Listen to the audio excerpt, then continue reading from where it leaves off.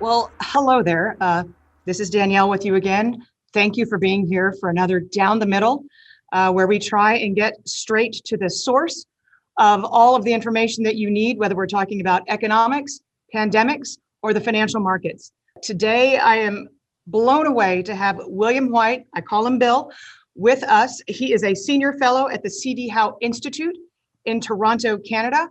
But that doesn't begin to, if we had an hour and a half, we could get all the way through his CV.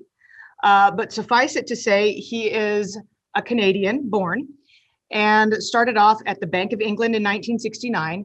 But we're going to start off by asking Bill, where is Kenora? What is Kenora? And what sent you afoot to the University of Manchester? So start out in the beginning, if you would mind, Bill, and welcome. Thank you for being here.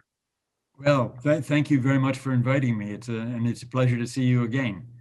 Kenora is a small town, 10,000 people, about 300 miles north of Minneapolis. Next big town west is 120 miles away. Next big town east is 300 miles away. So we were right up there. And I actually was orphaned at an early age, and I went to live with my uncle, who actually had a very good job at the local paper mill at a time when the paper mill was really the heart of the town.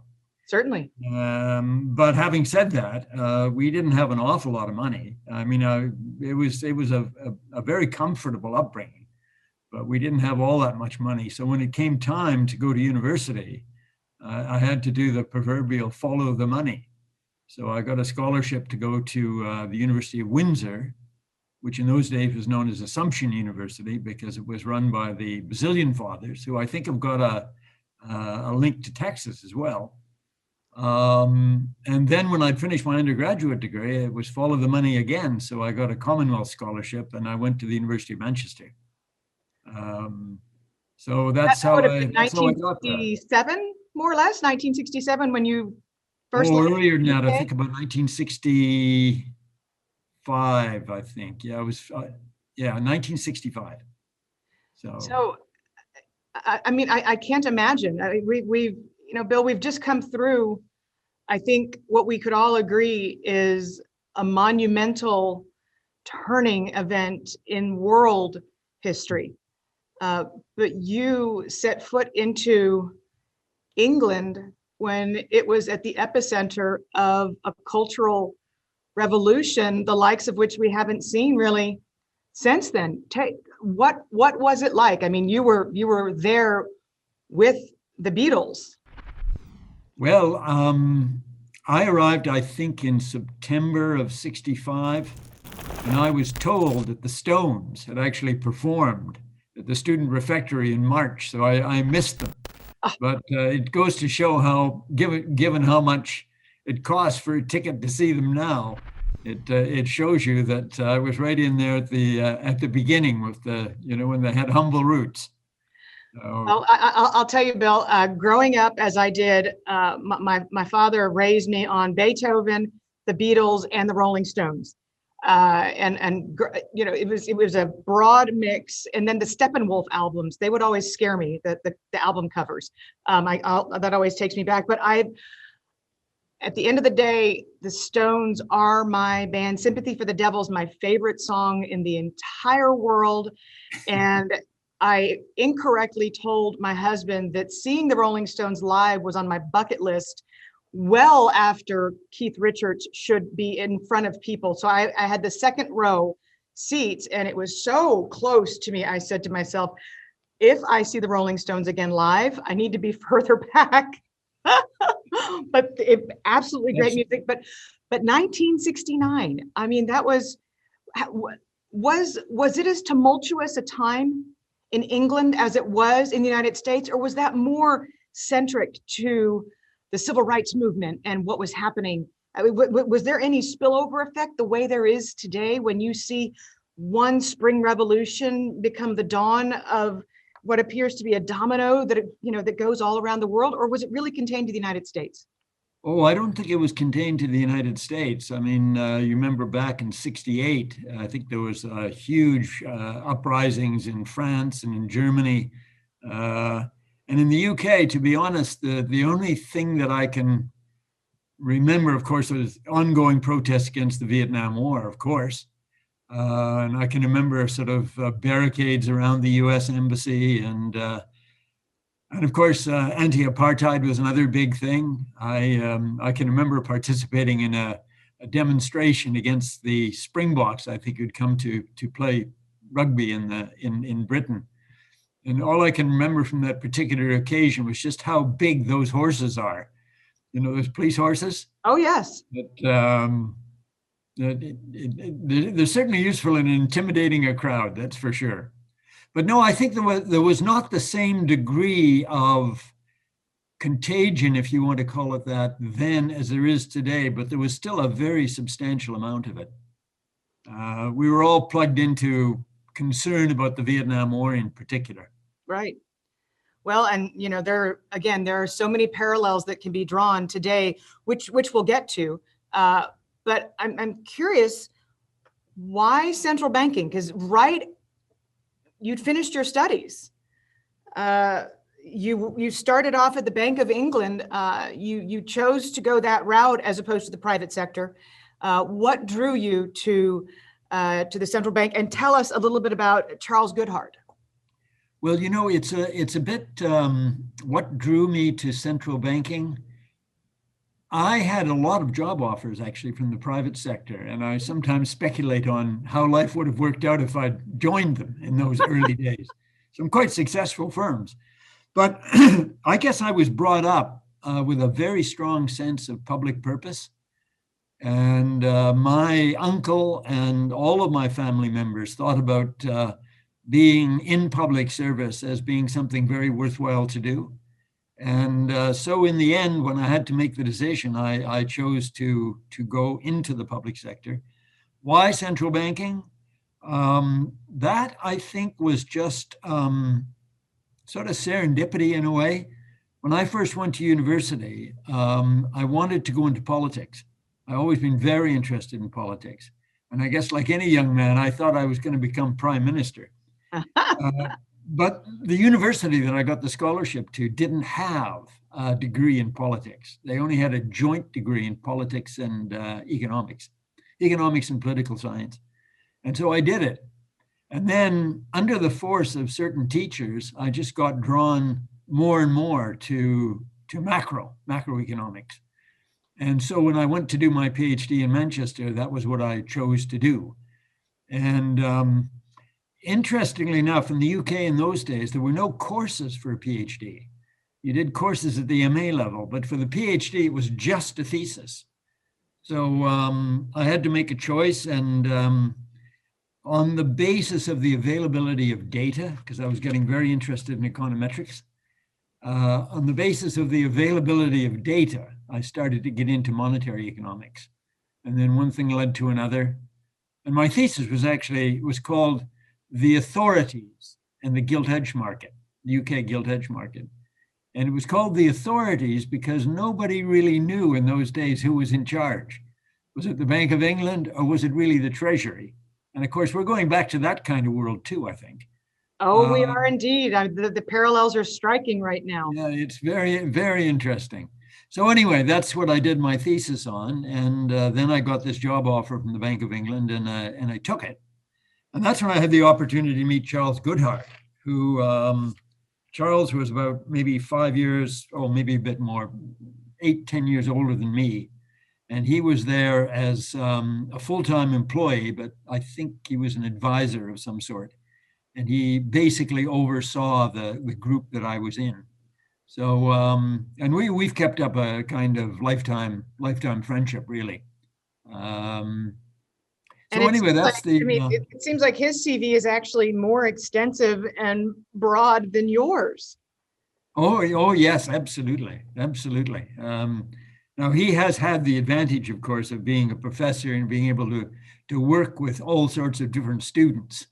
And so I think that draws you, somebody has an interesting thesis topic, and then you say, well, I'll oversee that. And of course, the reason why they do it sometimes is because they don't know anything about it. And they think they're going to learn more from the student and the student's going to learn from them.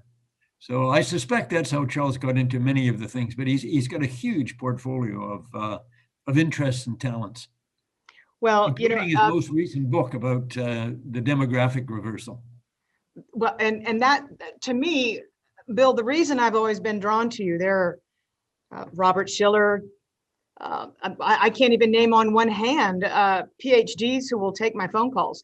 So given how critical I've been of academics in central banking, because so many, and this was interesting, my mentor, Harvey Rosenblum at the Dallas Fed, after 40 years in central banking, he looked back, and I was kind of his final chapter, if you will. And I broke with the orthodoxy, and he was very proud of that.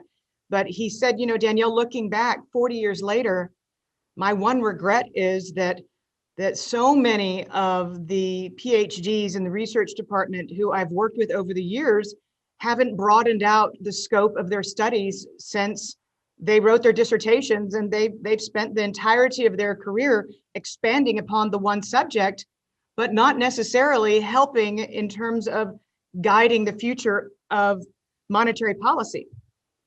So I'm sharing that with you, but I have the deepest respect because you've kept an open mind throughout your entire career, which I think is one of the failings of so many central bankers that aren't able to break from what their line of thinking has been. I'm going to switch gears for just a minute. 1969, the cover of Businessweek magazine said the death of equities. 1969, the unemployment rate in the United States was 3.5%. Very, very low. We didn't revisit it until 2020. So what was that environment like? Because it would seem to be, and stocks went into this period where they were shunned by investors. Eventually we get to 1981, where that's the last time that we even had a single-digit price-to-earnings ratio on the S&P 500, on the broadest stock market index in the world. But there was this period from 1969 until 1981 where securities were shunned, investing was looked at differently, and inflation was actually something that we could speak about in practice as opposed to being just purely in theory. So walk me through that decade. Well, I think the defining element in the period, of course, was inflation. And it was very much too much of a good thing, perhaps, as we might say today. Mm-hmm. I think one of the big sort of factors was the joint pursuit in the United States of both the war and the Great Society. And all of this took a toll in terms of government spending. And I know that in Canada, we sort of were very concerned about the rising inflation in the United States at the end of the 1960s and going into the 1970s. And that's when we cut the link. We decided to go off the fixed exchange rate system and to float as a means of trying to insulate ourselves. It worked in part, but certainly not entirely, because we wound up, as indeed did almost all of the world, to varying degrees with a much higher level of inflation. And really the battle against that inflation, as you know, really took us to the Volcker years in 1981, 1982, where I can say from a personal perspective, I was displeased at having to roll over my mortgage at 22%. Oh my gosh. So it was a totally different world. And in a sense, there are some parallels to today, because the oil shock, which people talk about in 1970, was it 1974, I think? 74, the embargo, yes. Yeah, in 1974. And people think about it as the oil price shock. But I have to say that there was so much inflation going on everywhere else that in a certain sense, the oil price increase was really just a regulated price by OPEC, kept catching up with the higher prices elsewhere. So it was an underlying, it was a fiscal monetary problem. It wasn't an oil price problem. But when the oil price thing kicked in, my recollection was that the first response was basically it being a supply shock. It was both pushing up prices and pushing down employment. And so the reaction was to try to mitigate the costs on the employment side and to sort of keep the monetary spigots open. And then that turned into such an accelerating rate of inflation, as indeed Milton Friedman and Ed Phelps and others had suggested earlier would be the case, that they had to sort of turn around and reevaluate and basically say it's better to lean against the inflationary side of things as opposed to the unemployment side of things. And indeed, that's what Paul Volcker did in 1982. And as they say, along with my 22% mortgage, as they say, the rest is history. Well, the rest may be history, but Bill, I could go back and edit the conversation we just had and substitute in pandemic-induced supply chain shock, trade war that preceded it, supply chain shock, an overemphasis in monetary policy, unemployment, government spending going through the roof to address it. I'm trying to go through the number of things that went through my mind that we're staring at today that you just described from 40 years ago as we come on the 40-year anniversary of really the last time we had to worry about those skyrocketing mortgage rates. It's absolutely, it's just uncanny. Well, there is also a great big difference. And the difference is that there has been a consistent secular increase in debt levels. First, as a ratio of GDP, first in the advanced market economies, but now increasingly in the emerging markets. And so whatever happens on the inflation front is now going to confront an economy that in a certain sense has a built-in comorbidity, like the pandemic. Yes. That there's stresses in the underlying system that will be stressed still further should there be a resurgence of inflation, and should the monetary authorities choose, and that's an interesting question, choose to lean against it. So I think the future is likely to be fairly turbulent on that front, I fear. Before we go there, I want to stay with Paul Volcker, because you were witness to a changing of the guards. There was one individual who truly didn't care about what the financial markets made of the policy, and Wall Street was not his concern.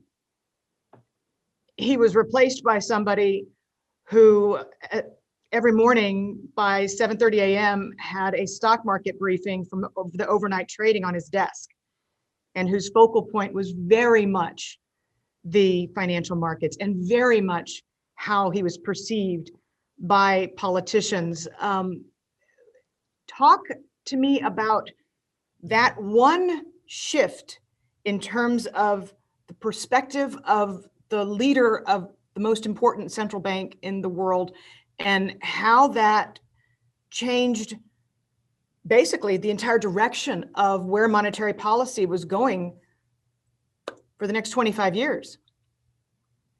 Well, I think that's a perceptive and unfortunate observation, because I think you can trace today's problems back at least as far as the Greenspan put. And I know George Soros and some others would trace it back even further to the kind of accommodation and forbearance in financial markets going back to the 1980s, having to deal with the Latin American and the post-energy problems with debt. But certainly starting in 1987, I do remember when I was at the Bank of Canada, because we basically did the same thing as they did in the States. But my recollection was that you had the stock market crash, remember, was it May of 1987? And there was just a massive easing of monetary policy almost worldwide. But I think the States, and I beg to be corrected on this, but I think that the States tended to be more accommodating for a longer period of time than did many other countries. But in any event, that sort of was the beginning of it. There was a problem, and the answer was easy monetary policy. Mm-hmm. And then, of course, we had exactly the same thing in 1990 when you had the property, the S&Ls and all that kind of stuff. And we had the tequila crisis, and Orange County went bankrupt in 1994. There were two events that rocked the bond market that one year. And then there was the Southeast Asia crisis in 95, and then long-term credit in 98. And that was the stock market crash. I'm going to interrupt you with long-term capital management, because I'll go back to Harvey Rosenblum from the perspective of somebody inside the Fed. He was in Chicago then.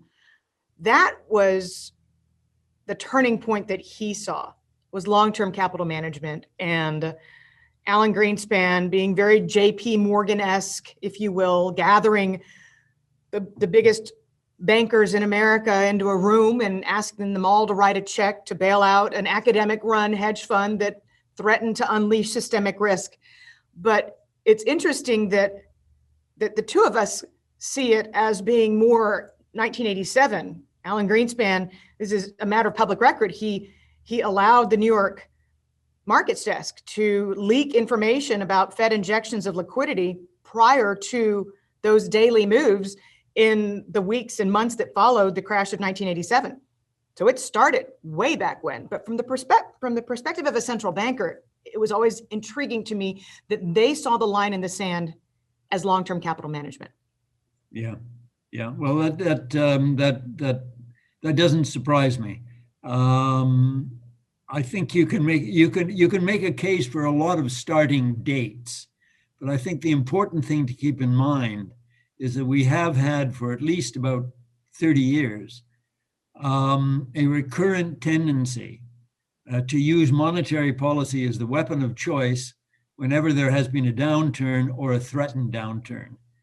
And I am sure that individual people had their motives for doing what they did, but in the background, there's always, the academics are, as Keynes said, you're always sort of marching to the tune of some academic scribbler.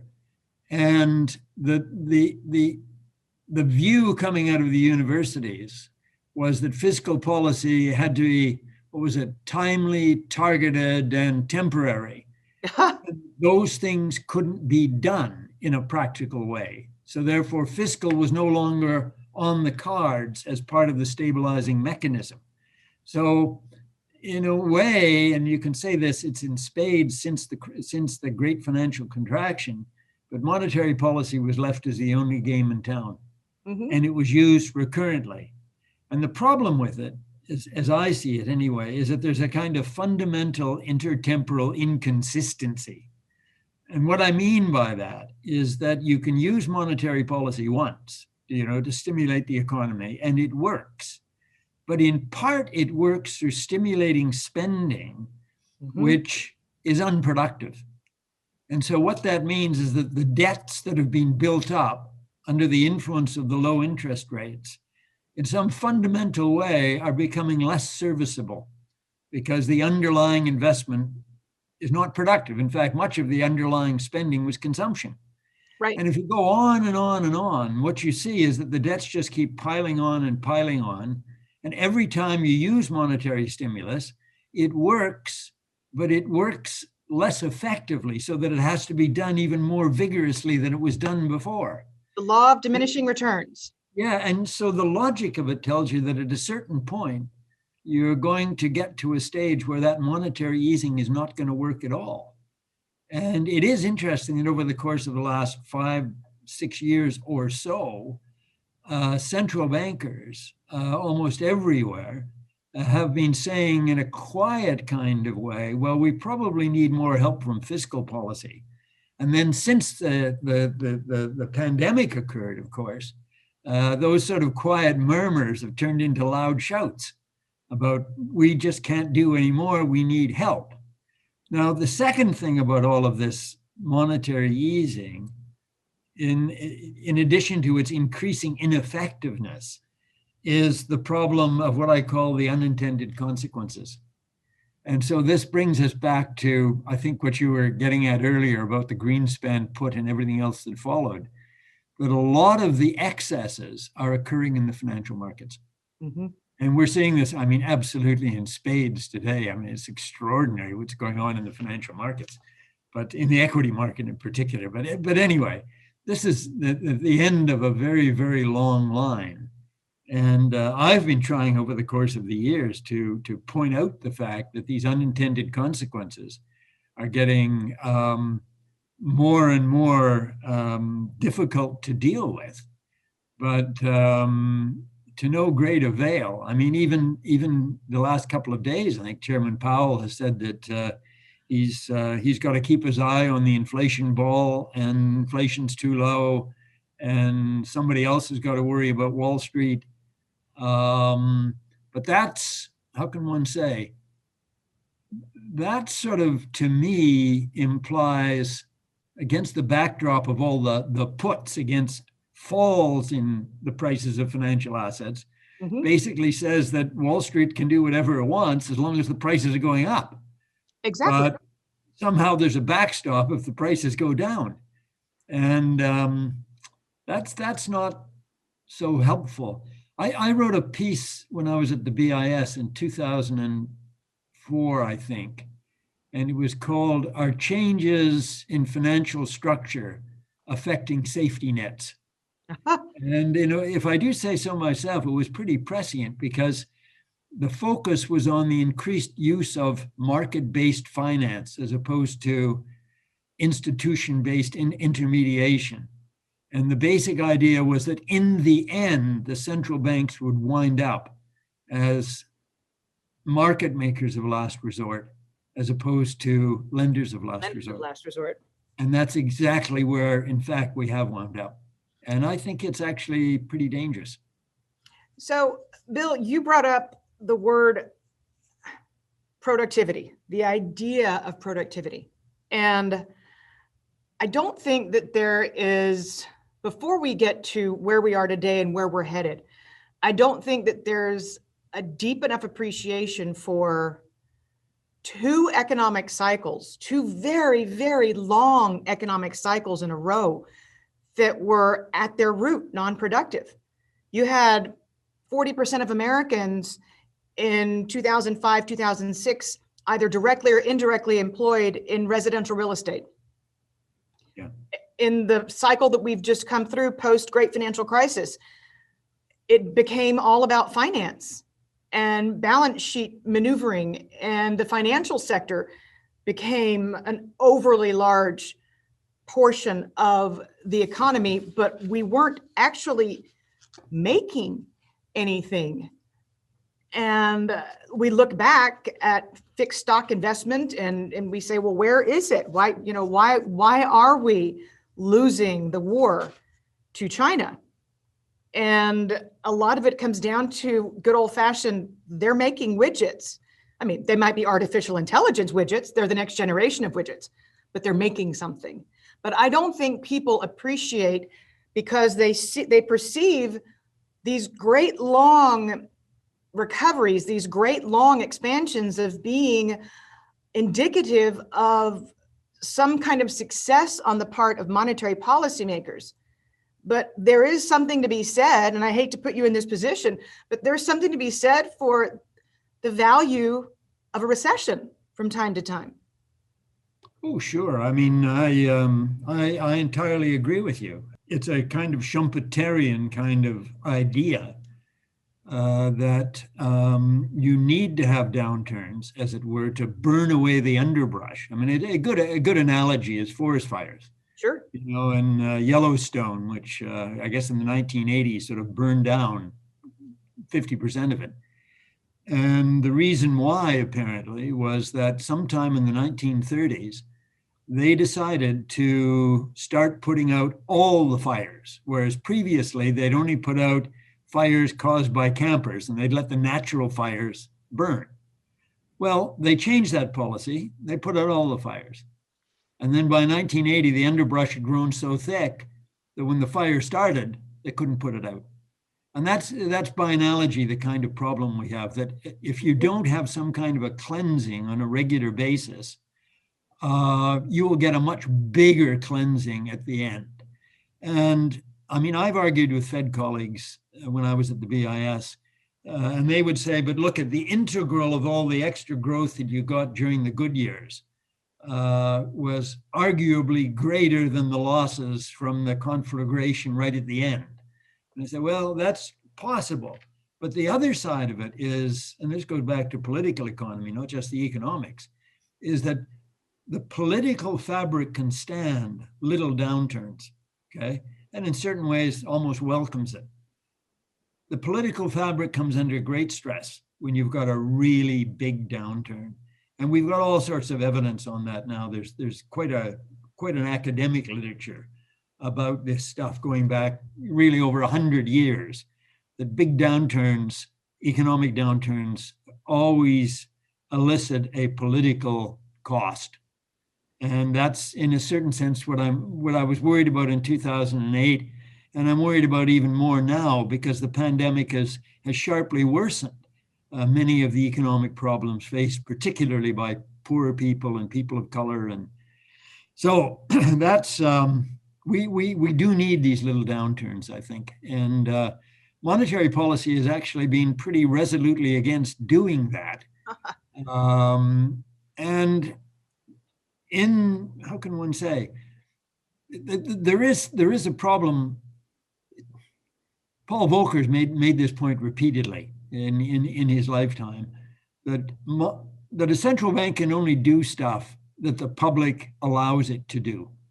And when he did what he did in 81 and 82, he saw clearly that the public was fed up with high inflation and knowing it was going to go even higher.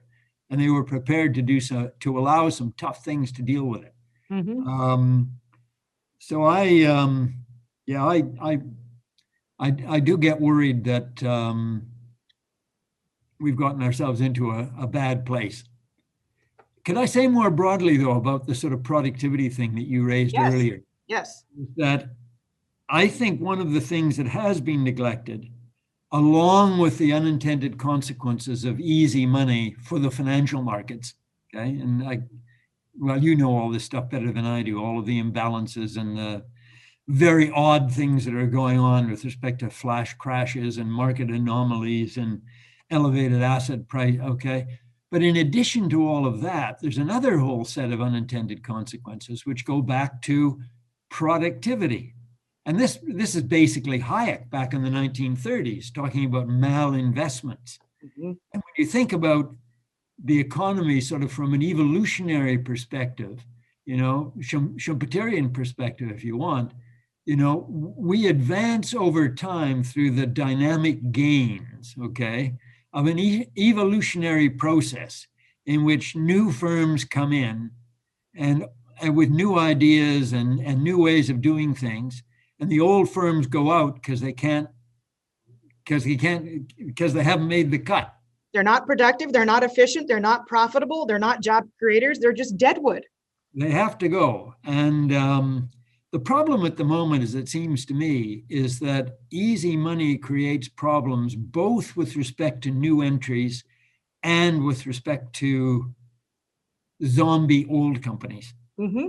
And there's a growing literature on this. So when you think about the new entries, well, let's start with the zombies. That if you've got banks and other providers of finance who are prepared to continue financing old firms that really ought to go the way of all flesh, then those providers of finance are not only keeping these guys alive, who are then dragging down the productive firms into the grave with them because they're keeping up the price of factor inputs that otherwise would be cheaper for the new firms. Sure. And in addition, the new firms don't really get a look in to the providers of credit that are preoccupied with zombies, because those firms are so concerned about their own future and the future of the zombies that they're not going to give loans to guys in garages that have got nothing but good ideas and no collateral. So there's a real problem on that front. And with respect to the new firms, the other aspect of it, in addition to the influence of the zombies keeping out new firms, is that a lot of money is being directed, as you know, through venture capital and through other means to firms. Everybody's betting on the unicorns, right? And the Ubers and the Netflixes and the, and we're seeing it today. I mean, in the equity market in a crazy kind of way. But if you've got all of those real resources sort of going into ventures that 9/10 of them will never pay off, then there's an awful lot of investment that might have been used more productively that just simply has been malinvested. So I'm not suggesting that everything that the central bankers have done has been inappropriate.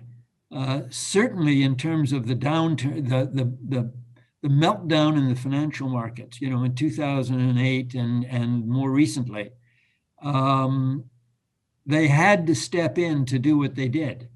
But what worries me is that they have failed to see that acting to mitigate a financial crisis is a very different, a crisis by definition has a beginning and an end. It's a short, sharp shock, right? And that doesn't justify following more or less the same kind of easy money policies for a decade or more. Right. Which is where we seem to have got to. You stay in DEFCON 1 indefinitely, it would seem. Bill, I'm curious because you have a much more international focus, and also because you live in Canada. It seemed like when the subprime crisis was brewing in the United States, that the world became acutely sensitive to the dangers of a housing bubble. And looking back 12 years, you see many housing bubbles throughout the developed economy. And you know that they end not just in recession, but in balance sheet recession. But nobody speaks of what's happening. Very few people talk about Canada and Australia and Norway, even Germany now. Very few people talk about the fact that in the background, we have many housing bubbles that have been inflating for years and years and years, and what the implications are for a multitude of balance sheet recessions to occur at one time. Absolutely. And I know, people said that Canada, the Nordics, many other countries sort of got through the great financial contraction without any really deep contraction. And in a sense, that is true. But the downside of it, again, sort of talking about ultra easy monetary policy, is that under the influence of very low rates provided by the big guys, of whom the Fed is the biggest of all, everybody else had relatively easy monetary policies too. And so what has happened in a place like Canada, and you see the same thing in the Nordics, Denmark, Sweden, Norway, is that household debt, under the influence of those very low interest rates, household debt has risen to unprecedented levels. The price of housing has risen to unprecedented levels. And it is a real source of concern for central banks in many of these countries. But of course, the problem is if they, let's say Canada, decided to tighten up because they were worried about household debt and house prices, to tighten credit conditions along those lines, their currencies would sharply appreciate, with big implications for employment and stuff elsewhere. Mm-hmm. So in a sense, it is truly an international problem. Or to turn the whole thing around, the Fed is basically setting the interest rate structure for the world because the dollar is still the sort of central currency. Right. But the United States, in a sense, quite rightly, is saying, well, we have to focus on things that are important to people in the United States. And indeed, that's what Fed legislation says they must do. But from the perspective of the global economy, it implies that the person who really is in charge is taking no responsibility for the global economy. Mm-hmm. So I think we need reform of the international monetary system. And that's another one of these things like debt restructuring, alternative monetary systems that nobody really wants to talk about. Well, yeah. That's kind of what happens when there's nothing else to talk about, which is why nobody wants to talk about it. Nobody wants to go there, so to speak. But when you talk about the interconnectivity and how central banking is now kind of a universal approach, easy monetary policy everywhere, it has seeped into the emerging markets, as you've recognized, and it is not purely a sovereign phenomena. You see that the corporate debt markets in the emerging markets have really exploded and taken off in the last decade. So it's not a pure IMF angle into any given country. I think post-pandemic, the IMF was involved with 84 or 80, some ungodly number of countries were being assisted by the IMF. But I think that there's an underappreciation for the capital market structure that has blossomed to too great of an extent beyond just sovereign debt in a lot of these countries. And that makes the sensitivity to Fed policy even higher. Oh, absolutely. And this is something that the BIS has been going on about for ages and ages. And I certainly have been going on about it as well, which is there has been really a massive increase in indebtedness in emerging market countries. And a lot of it has been in the form of issuance of corporate debt and corporate debt in dollars when the people issuing it are not actually earning dollars. So you can see there's a vulnerability there, both to the change in the value of the dollar, which then makes dollar-based debt still harder to service, okay? And it also exposes them to liquidity problems because debt has to be rolled over in dollars. Right. And when you think about 2008, you were referring earlier on to the housing, the subprime crisis in the States. I think there's a growing appreciation. And again, the BIS wrote a lot about this back in 2010, 2011, that it really shouldn't be called the sort of subprime crisis. It really ought to be called the transatlantic banking crisis. Because the thing that was really most remarkable about it was all of these European banks who were sort of long US dollar assets on the basis of borrowing in dollars. And then the sources of money dried up. And that's when the Fed had to come in with the swap lines and all that kind of stuff. Well, it was a similar kind of problem here. These currency mismatch problems are always a recipe for trouble ahead. And clearly in the emerging market economies, it's not just the size of the debts that have been building up, but also the character of those debts. And both of them, I think, are dangerous. The fund said even before the pandemic, I think it was the Global Financial Stability Report of October 2019. Right. the fund said then that 40% of all the low-income countries were already in distress or close to distress on the debt front. And of course, the renewed access recently, okay, as people search for yield against the backdrop of very, very low interest rates, there's been a massive inflow of funds into emerging markets. And a lot of people are, the ones that have been borrowing, they say we've got access. What's the problem? But of course, as any prudent man or woman would recognize, is you got access today, but you might not have access tomorrow, and that's when the problems will emerge. And they've got, I mean, it's something that is global in scope that we can't quantify even at this point. But there is economic scarring throughout the global economy.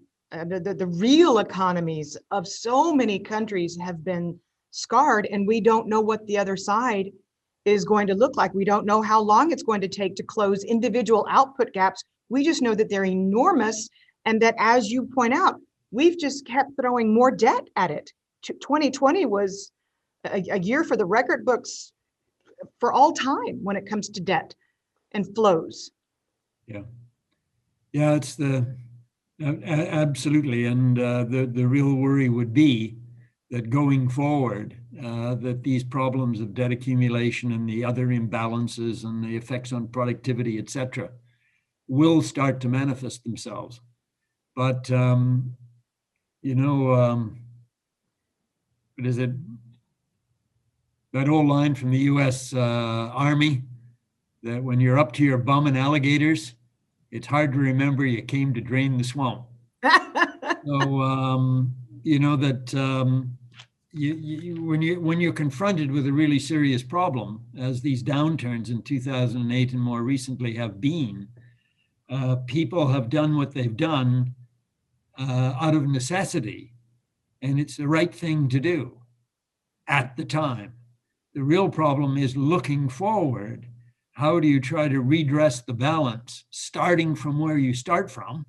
Okay, and I'm suggesting it's unfortunate that we have got to this place after 20 or 30 years, but we are where we are. Now the question is, how do you get out of it? And I think on the fiscal side in particular, I think there is continuing room for maneuver on the fiscal side, almost everywhere. The question is, how do you ensure that that room for maneuver is used productively, and that you can then withdraw in the fullness of time to make the situation more sustainable again? And this is where you'll get back into the politics, because as long as things are rolling along, the deficits are big, the stock of debt is rising, the interest rates stay low under the influence of the central banks, there's no problem. Well, my worry would be that people will not foresee the fact that the potential problems are becoming more grave, even as things look perfectly fine on the surface today, and that they won't take the steps necessary to deal with the problems that will be emerging tomorrow. And I was just watching something yesterday, Carmen Reinhart and Ken Rogoff talking about debt restructuring in emerging markets, and saying that this is one of the problems with emerging markets, governments in emerging markets, is that as long as the money's rolling in, there's not much of a tendency to say there's a problem. Mm-hmm. And then they always get caught short by a big crisis and the need to restructure. And unfortunately, the need to restructure, which seems to be increasingly disorderly, they never get ahead of it. And since this is a kind of human psychological propensity, I have no doubt that the people in the advanced market countries will be subject to the same kind of problem. As long as the good times are, like Chuck Prince said, right, in a different. Right. As long as the music's playing, got to keep dancing. Playing, you got to get up and dance. So. Bill, it's interesting that you mention October 2019 and a recognition that there was a serious problem. I mean, I remember one morning you would wake up and Turkey would be blowing up, and the next day you would wake up and Argentina would be going down the pipe. But people forget that 2019 saw a full year contraction in global trade. You don't typically see that unless you're headed towards a global recession. Yeah. And the tensions were starting to percolate in September of 2019 when the Fed had to start stepping into the market because there were not ample enough reserves in the US banking system, such that they had to start doing overnight repo operations in the not QE. I have this theory, and you can call it bunk if you want, but because the market was beginning to reject the idea of not QE, there had been quantitative tightening, and at the same time, with negative interest rates imposed in other countries, there was a lot of money flowing into the Federal Reserve from other central banks looking for yield. So they were looking to park money at the Fed at the same time that currency in circulation was going up. So when you took the money that was flowing into the New York Fed from other central banks, and when you took the currency in circulation and you added that together, it was of the same magnitude of quantitative tightening. So the Fed had inadvertently drained twice as much from the system as they'd wanted to while they were raising interest rates, unlike any other central bank. I was in Brussels years ago and made a speech that made me very unpopular at the EU. And I said that Mario Draghi would never be able to raise interest rates before Europe went into another recession. And I was shown where the airport was and how I could leave. And they didn't. But my point is, heading into 2020, because the size of the not QE was getting to be so enormous, and because it looked like counterparty risk and credit risk was becoming more of an issue, the Fed needed to launch real QE. They needed a reason to flood the system with reserves, but they didn't have it because theoretically we were still in a very slow expansion mode.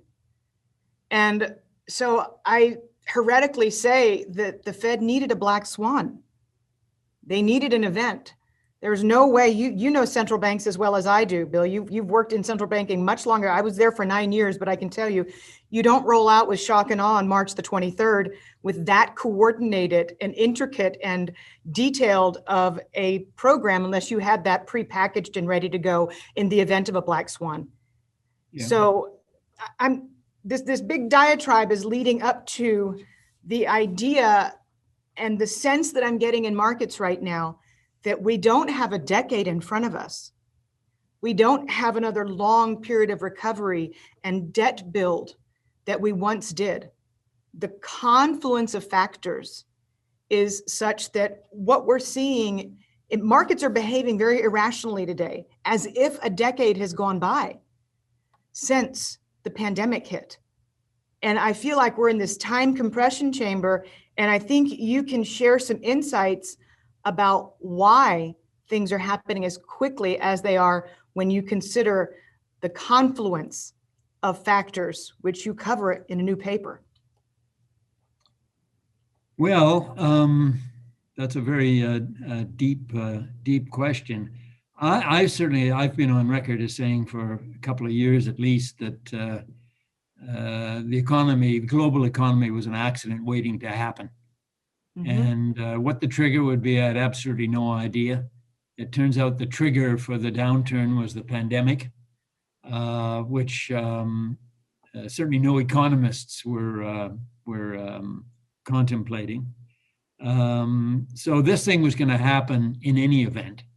And so it's happened in the particular way that it has. The question is, where do we go from here? I think you're right that there has been a kind of compression of anticipations. One of the things, I think we talked about this a little bit earlier on about inflation. Is inflation coming back? And one might say, well, yeah, it'll come back, but it'll take quite a while. And first of all, we'll have a disinflationary period, and then maybe we'll get to inflation. But as you know, the break-even yields are indicating that the market's already expecting inflation to rise above 2%. And that could shift really very quickly, which again is a kind of compression. I don't actually know what to make of what's happening on the equity front, where one might say, in the fullness of time, equity prices should be higher as the recovery, proceeds. We've got the markets doing what they're doing, which is quite extraordinary, really, in terms of some of these equity prices. In spite of the fact that the IMF, for example, in their World Economic Outlook, has just come out and said, look, here's a benchmark, okay? Like, we're going to get recovery in 21, 22, but it's subject to enormous uncertainties with respect to 1, 2, 3, 4. What seems to be going on has got absolutely nothing to, in the financial markets, it's got, as far as I can tell, nothing to do with the real prospects for economic recovery. And so you can look at it that way, that sort of the longer term is just, has been compressed into a very short time period. But in any event, whatever it is that is happening, even if it were to be at the end of a 3 or 4 or 5 year period, I think it's simply unsustainable. And I guess if I had to make a prediction, I would think that a lot of the stuff that we've seen is going to reverse. Now, whether it will reverse tomorrow under the influence of Reddit and all these retail traders and whatever, is another sort of totally unanswerable question, because nobody's ever seen this before. Right. This is really totally, this is a real unintended consequence. Well, but Bill, by the same token, the Jay Powell Fed did not allow markets to correct. So the process itself was arrested in March of 2020. You never had a full credit cycle. We haven't had a full bankruptcy cycle. But but here's the point, going back to what we were talking about earlier on. Once you've gotten off on a bad path, it becomes increasingly difficult to get off the path and the path gets narrower and narrower. And so we're now at a point where the BIS have been talking about this for years, where we're caught in the debt trap. Mm-hmm. We've allowed these debts to get to such a level that we can't tighten up for fear of creating the crisis that we all want to avoid. However, thinking about all those triple Bs and ratings changes and all this kind of stuff.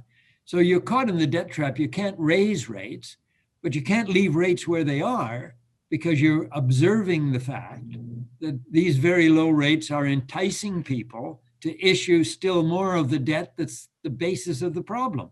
Right. So you're sort of stuck.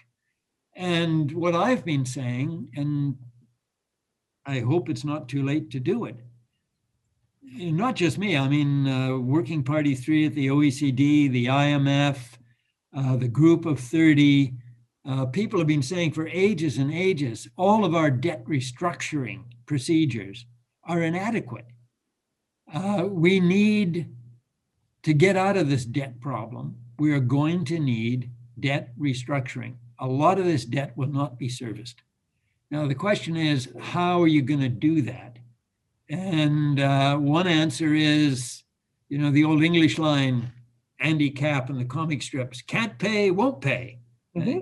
which is just disorderly. And then everybody's there fighting for the scraps, and countries are in enormous difficulty. Or alternatively, you can have procedures in place whereby people know how to identify debts that are not serviceable.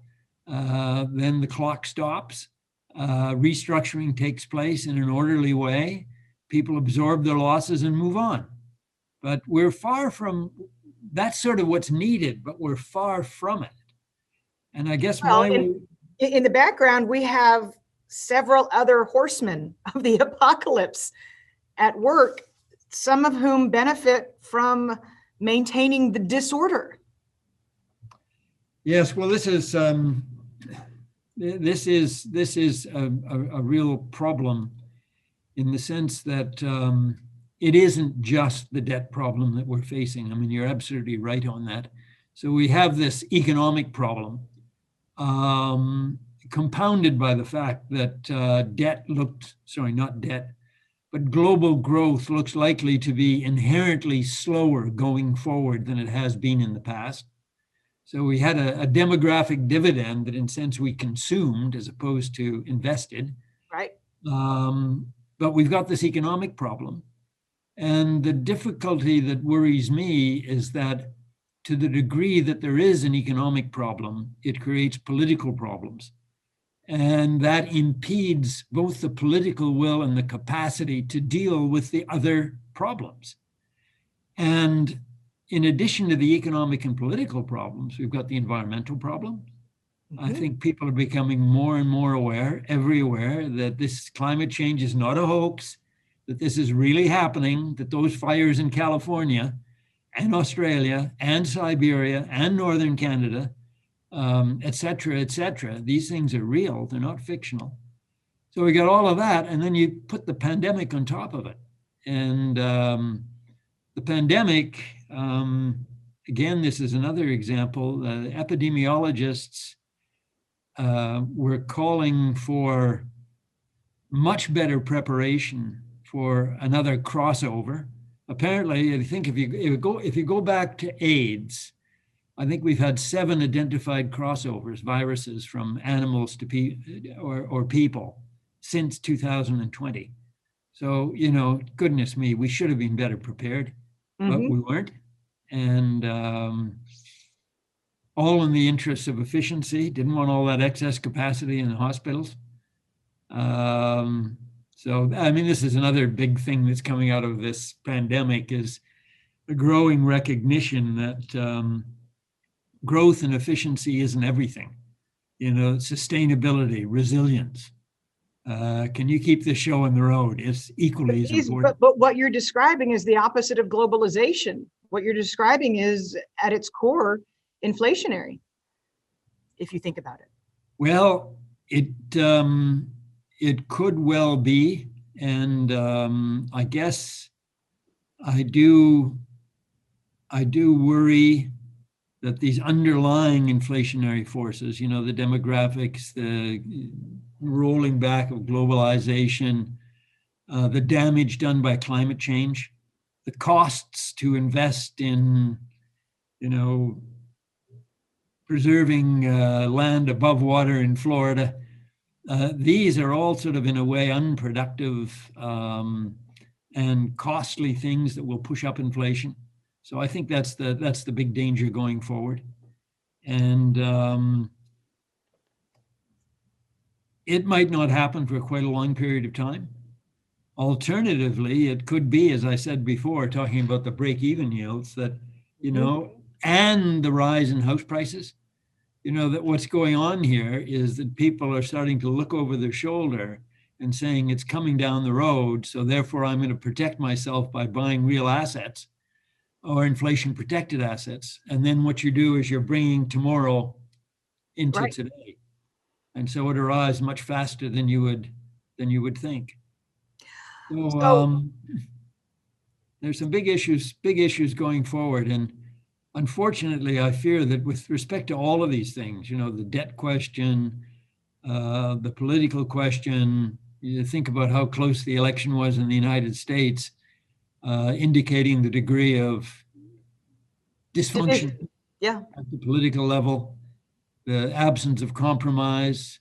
And, when I think about politics, maybe I'm dead wrong here, but it seems to me that the whole point of politics is to establish the compromise between divergent views and interests. That's what politics is all about.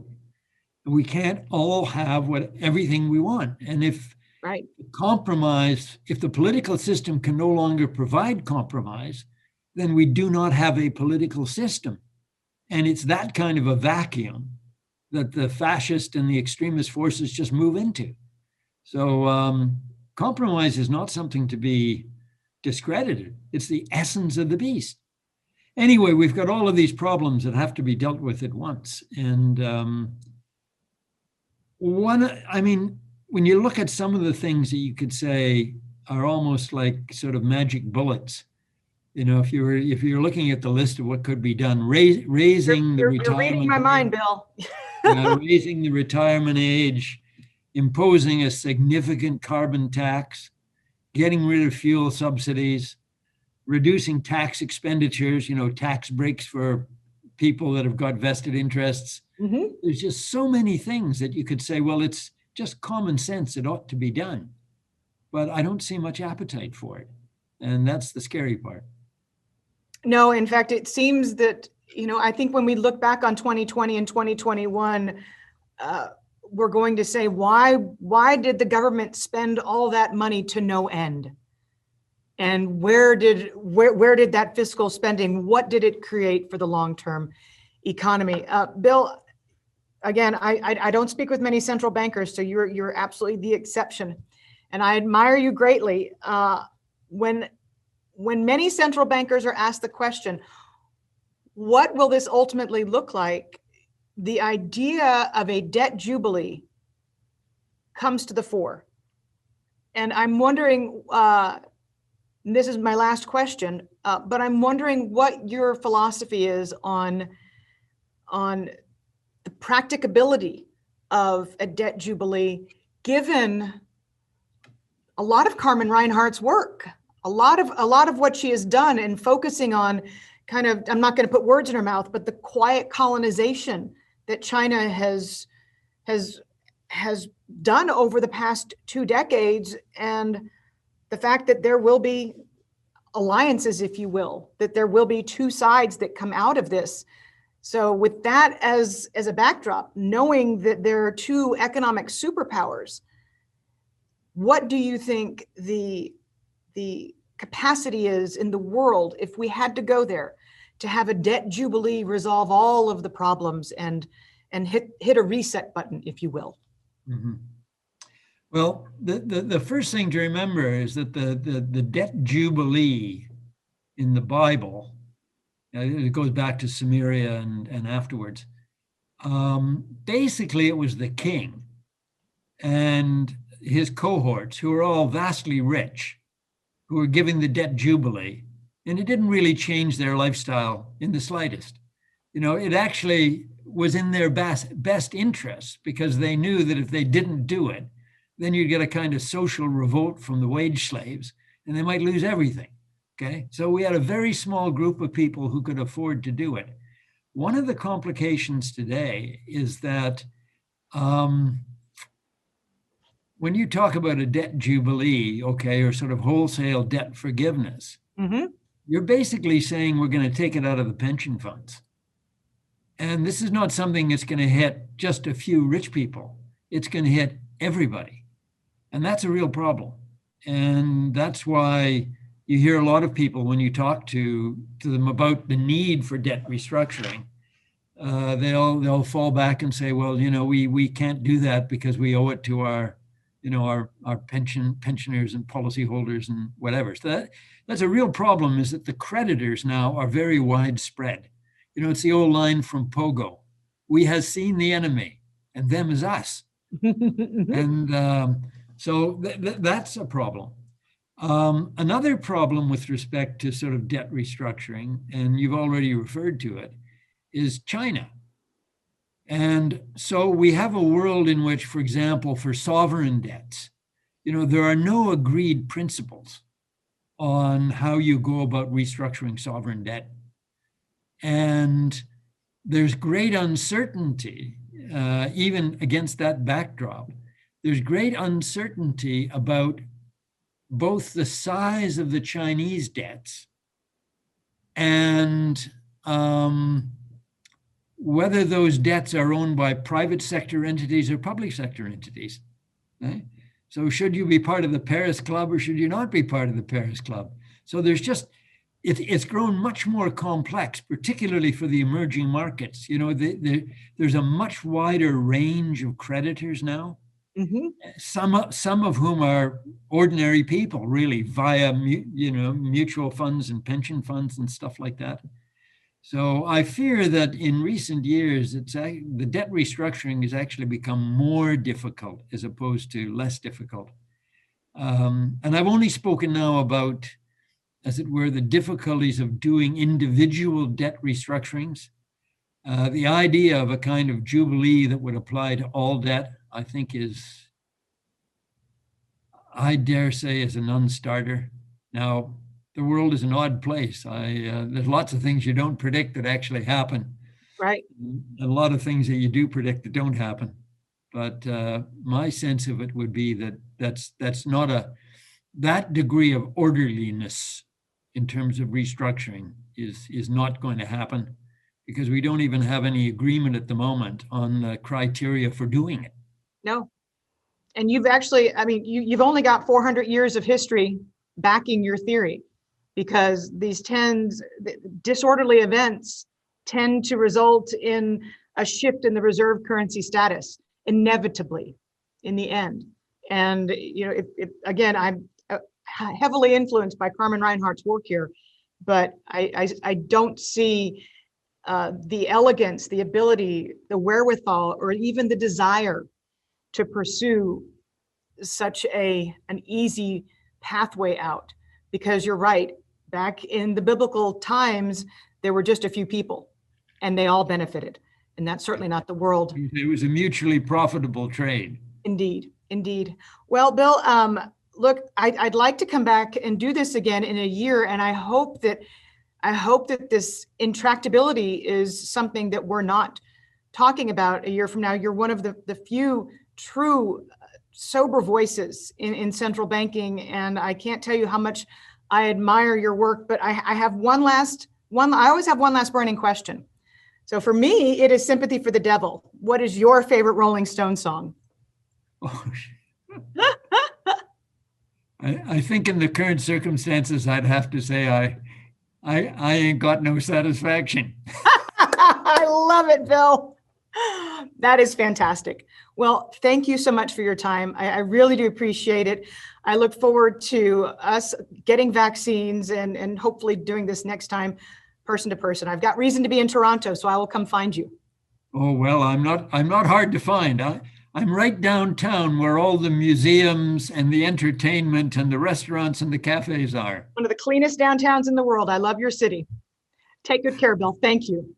Bye-bye now. Thank you very much. Bye-bye. Well, it's not often that I use the word legend, but I hope that you enjoyed Bill White. He's a longtime friend of mine. I have tremendous respect for him. I mean, just to have that breadth of knowledge starting from the Bank of England in 1969, and given how critically important monetary policy is, watch it again if you need to. And the extraordinary times in the financial markets that Bill and I speak of, if you want to learn more about that, I think the interview that I did recently here for Down the Middle with Peter Atwater, that will resonate. Go back and watch that as well, because Peter has so many insights about some of the crazy, maniacal, chat room, Reddit, short squeeze, all of the buzzwords that you're reading about today. Peter's got some great insights about what's driving that and where we're headed. So, and remember, if you've not subscribed, please go and do that right now. And I will see you next time for another episode of Down the Middle. Thank you.